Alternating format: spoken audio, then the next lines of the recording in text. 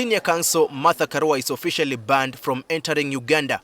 The Kenyan lawyer and former Justice Minister was on Monday turned back at Entebbe International Airport while on our way to the capital Kampala to attend court proceedings concerning the case of former Lord Mayor Erias Lukwago, who is in prison on misprision of treason charges. Here is what happened. Karua arrived at Entebbe alongside Law Society of Kenya President Charles Kanjama. Kanjama was allowed through, but immigration officials stopped Karua, reportedly seized her phones and later handed her a letter declaring her persona non grata. Principal immigration officer said that I will not be allowed entry because of security reasons. He didn't state them. And I asked, what about the phones? What law allows you to take my property? If you're not allowing me into the country, bring my phones, let me go with them. They refused. So they wanted to take me to a holding cell. And I told them, because there was a Kenya Airways flight, the one I've come with. My scheduled flight was for the evening at 9. I told them because there's a Kenya Airways at 2, and I'm a frequent flyer, therefore authorized to use the Kenya Airways lounge. I asked them to let me go and stay in the lounge instead of wherever they wanted to take me. I also wanted to be safe because they'll tell you it's a holding cell, but you don't know where they are taking you. Karua says she had received prior intelligence that the Ugandan government planned to block her entry, a move she links directly to her outspoken criticism of the recent arrest and detention of Erias Lukwago. Together, they've been representing Kizza Besigye and Obed Lutale on treason charges. I joined the Uganda Law Society via video link from Nairobi condemning his arrest.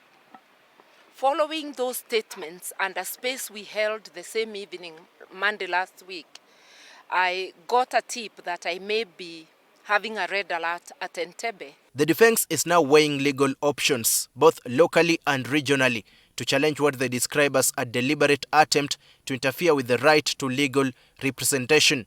For nearly 20 months, Karua has been instrumental in guiding Besigye's legal team through complex proceedings. For now, though, she will continue to play a pivotal behind-the-scenes role in shaping strategy, even from afar. She will keep defending her clients, even from Kenya.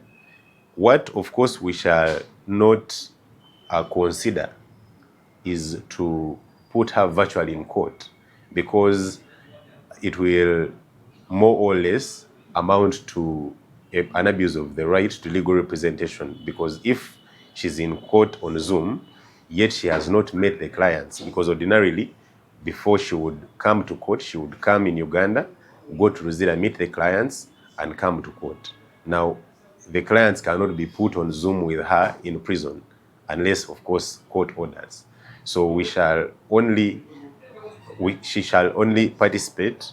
At the moment, our decision is that she should participate with preparation, strategy, and all other, as we are challenging the decision of the Ugandan government. When they deny entry to Besigye's lead lawyer and they incarcerate unlawfully his lead lawyer in Uganda, that is a denial of Besigye's right to fair trial.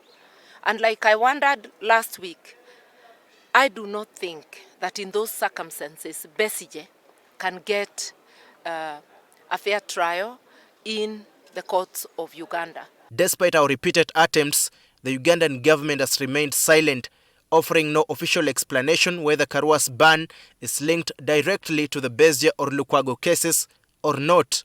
We have been left dented by the fact that they have taken her off the team, but we shall not relent, because we have a duty to our client, and we shall continue the representation of our client ably and in all ways that we can.